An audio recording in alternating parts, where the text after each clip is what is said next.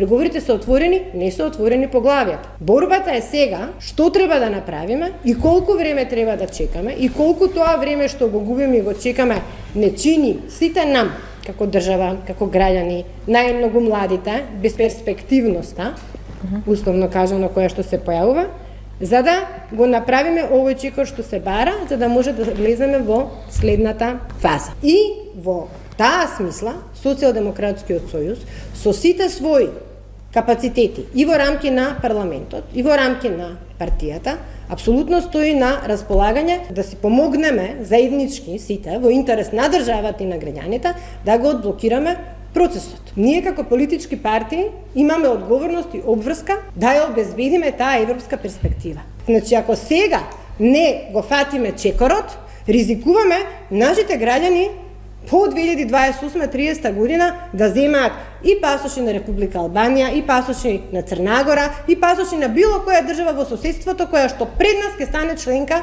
на Унијата. Ние како мала држава на сред Балканот, со сета свесност за нефер односот на Европската Унија, иако таа можеби е не најидеалната варијанта, ние немаме друга алтернатива.